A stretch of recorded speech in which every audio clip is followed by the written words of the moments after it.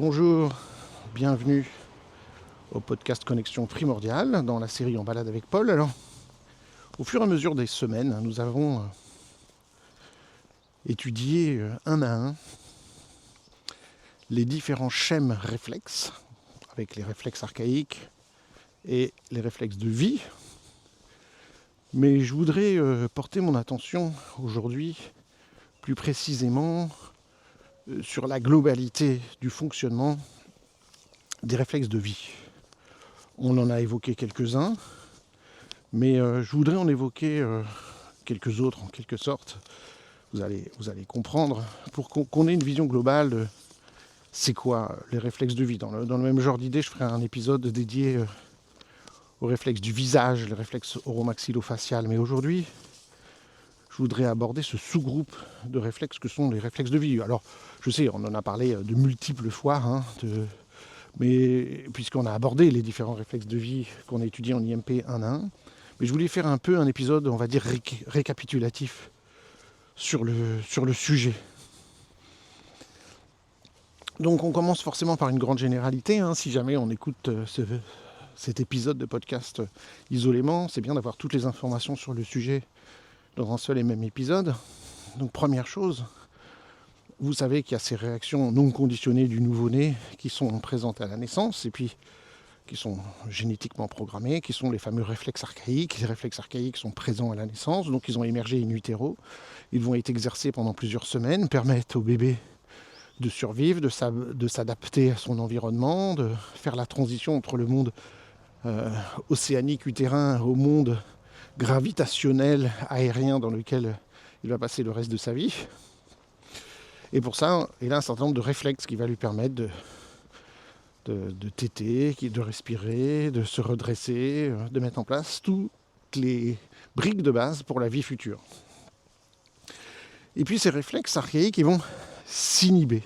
Ils vont disparaître à l'observation, ils vont s'inhiber. Comme on indique, inhiber ne veut pas dire disparaître, veut dire que des zones corticales supérieures prennent le relais et ces zones supérieures vont inhiber les autres, les parties réflexes. Et les parties réflexes peuvent ressurgir à tout moment, on peut se désinhiber à tout moment, et en particulier sous stress, on se désinhibe, puisque la réaction réflexe, le cerveau, les zones réflexes sont beaucoup plus rapides que les zones néocorticales qui sont beaucoup plus lentes. Donc si je tombe et qu'il faut que je prenne conscience que je suis en train de tomber, de décider quelle main je mets, etc., je me suis déjà cassé le nez avant que j'ai pu de même analyser l'information.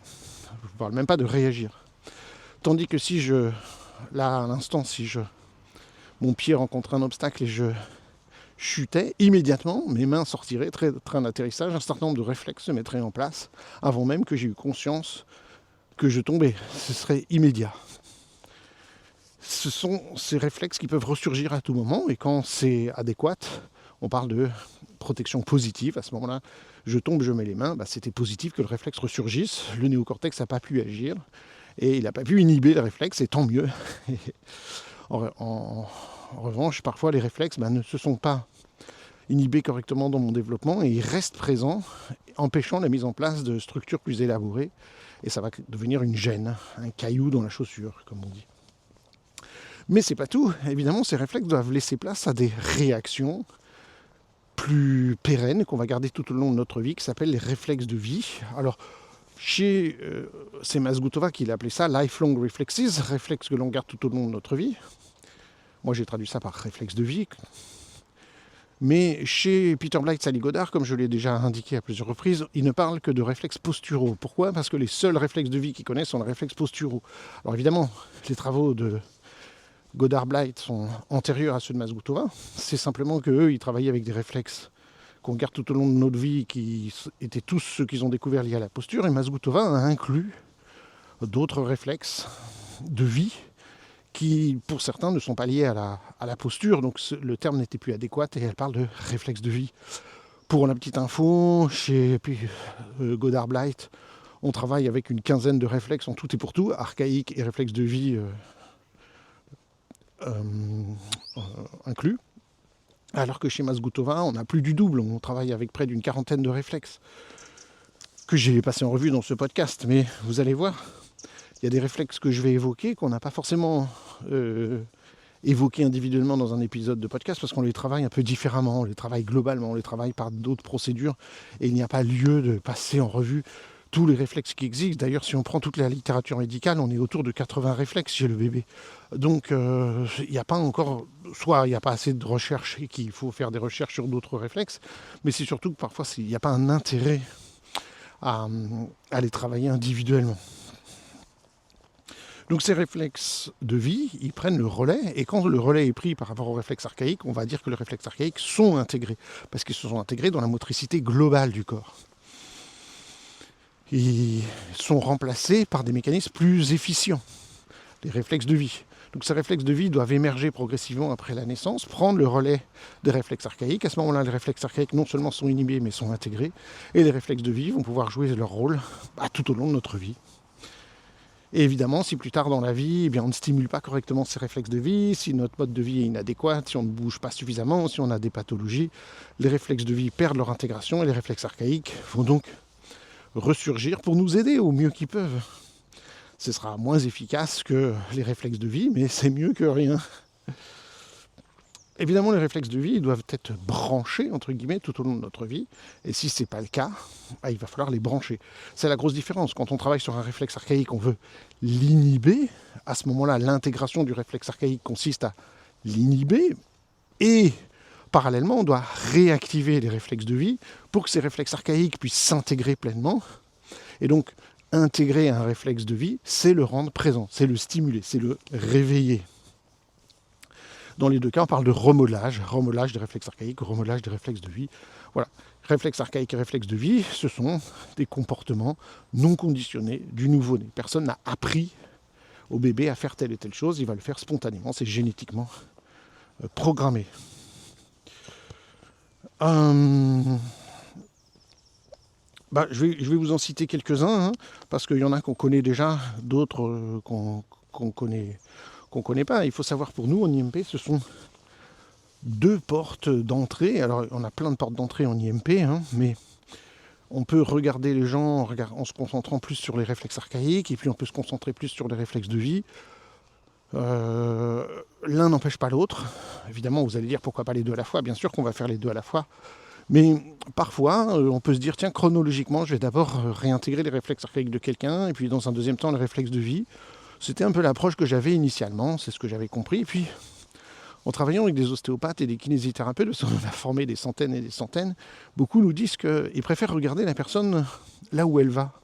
Là où elle va, c'est que l'humain est censé se tenir debout, courir, marcher, bouger, et dire, voilà, les réflexes archaïques sont censés être inhibés si ces réflexes de vie sont actifs. Donc pourquoi ne travaillerons-nous pas d'abord sur le réflexe de vie, et puis on fait d'une pierre deux coups. Et de fait, ça peut fonctionner aussi.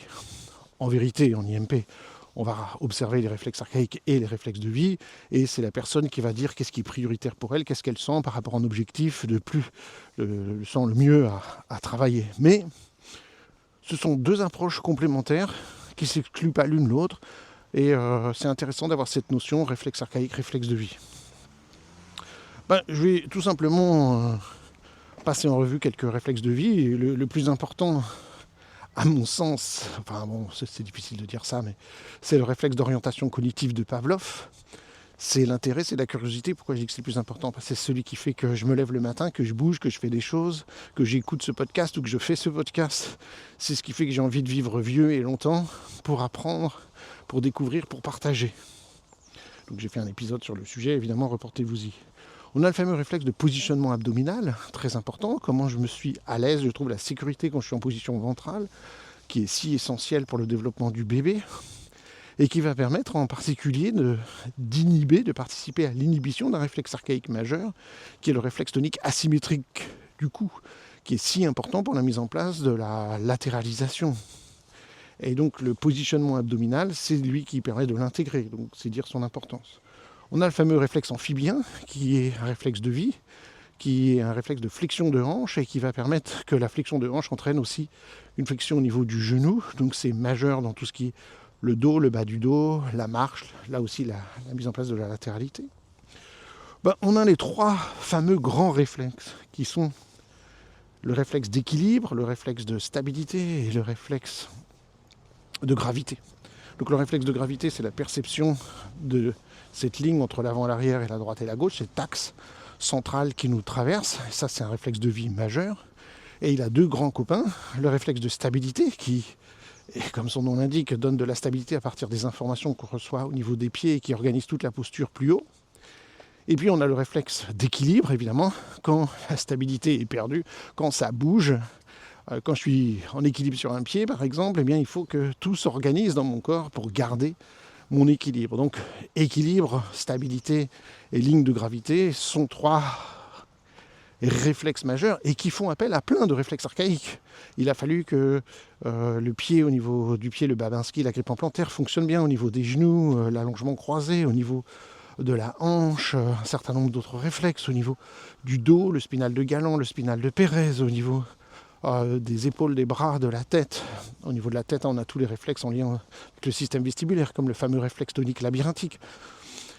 Donc, vous voyez, on a ces trois grands réflexes qui font appel à plein de choses. On a le fameux radiation du centre du corps, rayonnement du nombril, on appelle aussi étoile à 6 branches, ou même réflexe de centrage, et c'est même le premier qu'on étudie en IMP. Si vous avez suivi un stage d'IMP, le premier s'appelle l'alphabet du mouvement, et la première réaction qu'on étudie, c'est l'étoile à 6 branches.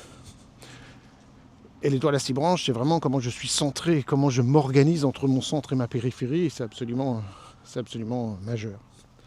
On a parlé du réflexe de protection, qui est une sorte de pendant du réflexe de réflexe de stabilité, équilibre, gravité, si vous voulez. C'est-à-dire que quand je suis en état de stress, je vais réagir par des réactions au niveau de mes chaînes musculaires, qu'on va appeler plutôt réaction feu rouge ou feu vert.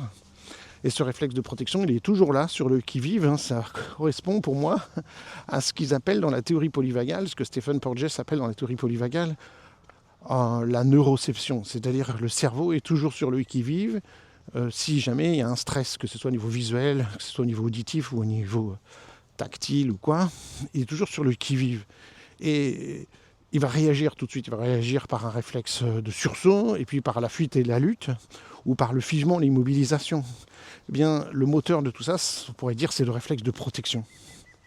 Et c'est quelque chose qu'on utilise, qu'on regarde tout le temps en IMP, qui est pour nous une des choses majeures. Alors, un autre réflexe de vie très important qu'on a bien évoqué à plusieurs reprises dans le podcast, c'est le réflexe, ou je devrais dire les réflexes de redressement de la tête oculaire et labyrinthique. Oculaire quand j'ai les yeux ouverts, labyrinthique quand j'ai les yeux fermés, qui fait que je garde toujours la ligne d'horizon. Quand je regarde quelque chose, si je suis en train de courir ou de chasser, eh bien, je vais pouvoir garder ma cible et mon corps va pouvoir s'organiser en dessous. Mon système vestibulaire et visuel va rester toujours à l'horizontale. Quand je me penche en avant, en arrière, à droite, à gauche, ou même quand je monte et descends, quand je marche. Ça, c'est majeur parce que ce réflexe de vie permet de garder et intégrer 4 réflexes au niveau du cou. Et je pense que vous savez à quel point ils sont importants. Le réflexe de Moro, le réflexe tonique asymétrique du cou, le réflexe tonique symétrique du cou et le réflexe tonique labyrinthique. En quelque sorte, ces 4 réflexes archaïques vont passer le relais aux réactions de redressement de la tête oculaire et labyrinthique. Et donc c'est très important parce qu'on sait à quel point ces Moro, RTL, RTAC, RTSC sont majeurs dans notre formation, dans notre développement, etc. Donc il faut que le redressement de la tête soit bien fonctionnel. Or je vous le dis, c'est quasiment jamais le cas chez les enfants en difficulté scolaire. Leur réflexe de redressement de la tête, et ça sous-tend qu'il y a du Moro, du RTAC, du RTSC ou du RTL, il ne fonctionne pas. Il fonctionne très mal, mais la plupart du temps, il fonctionne pas du tout. Donc ça veut dire qu'il y a un déséquilibre postural que l'enfant doit compenser en permanence et qu'il ne peut pas activer correctement sa cognition de ce fait. On a aussi le réflexe de retournement segmentaire. Et là, j'ai envie de vous dire, reportez-vous aussi à l'épisode de podcast sur les retournements. J'ai fait vers octobre 2025 des épisodes de podcast sur, c'est vers septembre ou octobre, la méthode Original Strength et les différents resets. Et j'ai fait un épisode sur les retournements. Donc ça, c'est très important de voir toutes les implications que ça a, en plus du fait que j'ai fait un épisode sur le retournement segmentaire lui-même. Mais retournement segmentaire, c'est toute cette mise en place au niveau corporel, des chaînes antéro-postérieures, du système vestibulaire, du système tactile. C'est tellement énorme. Et ça, on le garde tout au long de notre vie, bien entendu. Alors, évidemment, le fameux réflexe d'attachement. J'ai fait un épisode de podcast où j'ai simultanément traité 3 sujets liés au réflexe postnatal, où il y avait le pont tactile, la succion et l'attachement. Je n'ai pas fait d'épisode dédié à l'attachement parce qu'il aurait fallu plusieurs épisodes de podcast, parler de la théorie de l'attachement, etc. On garde ça pour les séminaires. C'est un sujet crucial. Mais évidemment, le réflexe d'attachement qui fait me sentir en sécurité tout au long de ma vie, que je trouve la sécurité, si je puis dire, dans la société qui m'entoure et dans mes relations. Alors, c'est pas tout, on pourrait dire des choses comme la marche, la réputation, parce que quand on avait abordé la marche automatique de Thomas, quand on avait étudié la réputation de Bauer, j'avais dit qu'il y a une composante réflexe, à la naissance. Si j'appuie sous les petits pieds d'un bébé, il va faire un mouvement de réputation. À la naissance, si je soutiens un bébé sous les aisselles, je le penche en avant et que ses pieds sont en contact avec le sol, il va faire des mouvements de marche. Là, on parle de marche automatique de Thomas et de réputation de Bauer. Mais, à un moment donné, ça va passer de automatique à mouvement volontaire, en quelque sorte. Mais c'est un mouvement volontaire parce que tout d'un coup, le bébé va se mettre à faire du 4 pattes et à ramper volontairement, orienté vers un but. Nous, on va se mettre à marcher, orienté vers un but, mais c'est quand même des mécanismes qui sont pris en charge automatiquement par le corps. Ce sont des réflexes de vie, je ne décide pas de marcher. Je ne marche pas de la même manière que je fais un geste technique autre. La marche se manifeste de différentes manières dans le système nerveux. Donc d'une certaine manière, on peut dire que on dit la marche mature, la réputation mature, le 4 pattes mature deviennent des réflexes de vie. Et encore une fois, ce sont des sujets qu'on a abordés dans les podcasts sur les resets. Et là, on a le reset numéro 5 qu'on appelle les mouvements croisés. Et donc la réputation, le 4 pattes et la marche bipédique sont des mouvements croisés. Et là, les notions nous viennent de Paul Denison qui dit que ces mouvements doivent être faits en mode automatique. Mode automatique, d'une certaine manière, c'est réflexe. Et non pas en mode de repérage, c'est-à-dire demandant un effort. Or, la surprise, c'est qu'en travaillant avec des gens en difficulté, des gens en stress ou des enfants en difficulté d'apprentissage, quand on leur demande de faire du mouvement croisé, ils nous regardent et ils font spontanément un mouvement homolatéral. Et donc vous voyez que normalement, le réflexe de vie voudrait que le mouvement croisé, ce serait un réflexe de vie qui voudrait qu'on fasse spontanément un mouvement contralatéral. Or, beaucoup de gens, les gens en difficulté, les gens en état de stress, les gens en difficulté d'apprentissage vont faire un mouvement homolatéral au lieu de faire un mouvement contralatéral. Et donc on pourrait dire à ce moment-là que ce réflexe de vie, qui est le mouvement croisé, n'est pas intégré. Donc c'est à ce titre-là que je dis que réputation, 4 pattes et bipédie sont des réflexes de vie. Qu'est-ce qui nous reste ? Il y a des petites choses que je n'ai pas vraiment évoquées qui sont importantes. Il y a le réflexe d'étirement. Le réflexe d'étirement que nous on appelle, qui s'appellerait plutôt le réflexe de pendiculation. Ça c'est un réflexe majeur. C'est vrai que je ferai certainement un épisode dans le podcast sur la pendiculation. La pendiculation, ça va avec le bâillement. Le bâillement, on sait que c'est très important. Et ça va avec le soupir, le bâillement, la pendiculation. Ce sont 3 mécanismes pour faire face à l'immobilité, au stress de l'immobilité et qu'on reste vivant au niveau de la musculature, au niveau du corps. Ça donne c'est un mécanisme automatique. Quand on reste immobile trop longtemps, et bien tout d'un coup, quand on va se mettre en mouvement, on va pendiculer, c'est-à-dire qu'on va faire une contraction, relâchement musculaire. La pendiculation la plus connue, c'est on se lève le matin et on s'étire. On dit qu'on s'étire, mais en fait, le véritable terme scientifique, c'est une pendiculation. On va faire une contraction, on étire les bras en arrière, on se cambre en arrière, on inspire et on relâche. Ça, c'est une pendiculation. C'est un réflexe face à l'immobilité pour se réactiver la musculature, pour retrouver une amplitude musculaire. La même chose au niveau du soupir qui est fait de nombreuses fois dans la journée, au moins une fois par heure. Le corps nous fait soupirer, on n'en a pas forcément conscience, on va faire pour déployer les alvéoles pulmonaires. Je me mets à soupirer juste quand il y a une voiture qui passe. Pas une bonne idée. Donc le réflexe d'étirement, c'est très important. Alors il y a aussi un réflexe qui est de protection face à l'étirement. Si un muscle cherche à trop s'étirer, il va y avoir aussi des réflexes. Mais là, on parle de réflexes qui sont plutôt des réflexes viscéraux, des réflexes corporels. Donc on sort un peu de notre cadre. Il n'y a pas quelque chose que je puisse faire pour intégrer ça. C'est comme lié à la douleur. On parle de la médecine. La personne va se blesser ou va avoir des difficultés neurologiques qui font que ses réflexes ne sont pas en place. Là, on n'est pas du tout dans notre cadre de référence, nous, en IMP. Mais le travail sur la pendiculation, ça c'est quelque chose qu'on va faire qui est majeur. Le travail sur le soupir, le bâillement, c'est quelque chose qu'on va faire. On peut inciter les gens à bâiller, à pendiculer, à soupirer. Il y a des techniques qu'on enseigne et qu'on montre en IMP qui ont fait leurs preuves d'ailleurs scientifiquement, donc ça vaut la peine de les enseigner. Ça vaut, pour finir sur ce sujet, je pense qu'on a passé en revue à peu près tous les réflexes des...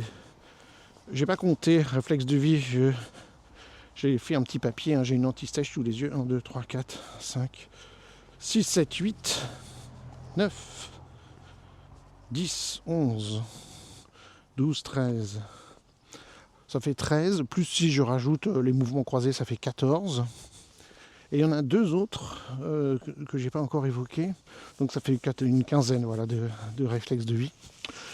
Il y en a deux autres que j'ai pas évoqués, c'est au niveau visuel et au niveau déglutition. Réflexe de déglutition, réflexe salivaire, très important. Quand on met quelque chose en bouche, il y a des réflexes qui peuvent s'activer, soit de déglutition, soit réflexe nauséeux. Ça, évidemment, c'est pareil, c'est à la frontière entre les réflexes de vie, ce sont des réflexes de vie, bien sûr. Réflexe plutôt côté protecteur, c'est le réflexe nauséeux. Si quelque chose de dangereux veut rentrer dans notre bouche, on va avoir un réflexe de nausée, de régurgitation, de recracher. En revanche, si c'est quelque chose qui a l'air délicieux et bon pour nous, on va déglutir. Alors, ce qu'il faut faire attention, évidemment, chez les bébés, c'est qu'ils vont déglutir spontanément, de manière réflexe. Et vous savez très bien que c'est dangereux de laisser certains petits objets à portée des bébés. Ce qui... Bon, voilà. Donc réflexe de déglutition. Alors pourquoi j'en parle? Réflexe nauséeux, réflexe de déglutition, réflexe de retrait au niveau de la bouche. Parce que ça fait partie des réflexes du visage, des réflexes oro-maxillo-faciaux. Et puis je vais faire un épisode de podcast pour les présenter globalement. Et on a des procédures pour travailler dessus et pour les réintégrer. Donc ça c'est important. C'est un sujet majeur. Donc je voulais absolument évoquer ces réflexes qui sont des réflexes de vie.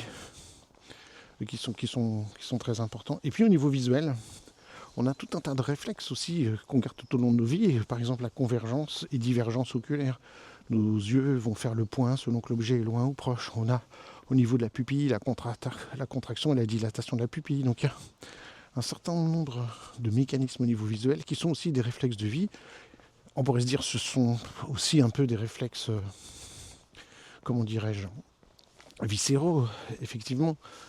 Mais en IMB, on a des procédures pour travailler aussi au niveau visuel, des techniques d'intégration visuelle, des mouvements de gym visuel que l'on enseigne et qui sont importants pour refaire fonctionner ces réflexes-là, parce qu'on peut avoir une action sur ces réflexes aussi bien au niveau du visage, globalement, la langue, etc. Et on enseigne ces techniques d'ailleurs aux orthophonistes, aux kinés qui travaillent en maxillaire. Et pareil, on a travaillé avec des optométristes depuis de nombreuses années, spécialistes de la vision. Et il y a des protocoles aussi au niveau visuel et des réflexes de la vision. Et c'est majeur. Moi, toute ma vie, je les ai utilisés parce que j'ai travaillé avec les enfants qui ont des difficultés de lecture et des choses comme ça. Évidemment, ça passe par de l'entraînement visuel et par un certain nombre de choses qu'on peut faire au niveau visuel, qui n'a rien à voir, je vous le dis tout de suite, avec ce que peuvent faire des orthoptistes. Évidemment, s'il y a quelque chose à faire au niveau orthopsie, il faut le faire. Là, on parle de tout à fait autre chose. Donc, de travail sur ces réflexes visuels, convergence, divergence et tout un tas d'autres choses. Et puis, je vous ai dit, ces réflexes au niveau du visage, on a un stage où on va travailler sur les réflexes qu'on appelle les réflexes faciaux, mais je vais faire un épisode de podcast sur le sujet. Mais c'était pour vous dire que certains de ces réflexes faciaux sont des réflexes de vie. Donc il fallait que je l'aborde aussi dans cet épisode de podcast, parce qu'on a des réflexes faciaux qui sont des réflexes de vie qu'on doit garder impérativement tout au long de notre vie pour fonctionner correctement. Donc voilà, ça clôture un peu cet épisode sur les réflexes de vie. Quelque chose d'important à avoir en tête. Les réflexes de vie, avec cette particularité que à tout âge de la vie, ils doivent être présents et que nous, on va les regarder et on va travailler évidemment chez les personnes en situation de handicap. C'est très important parce que très souvent chez eux, les réflexes de vie ne sont pas là. Ils n'ont pas eu l'occasion de les activer parce que ils n'ont pas pu bouger, marcher, courir, etc. Et donc nous allons regarder un petit peu ce qui se passe à ce niveau-là et dans certains cas, on va bien pouvoir aider en stimulant ces réflexes de vie chez eux.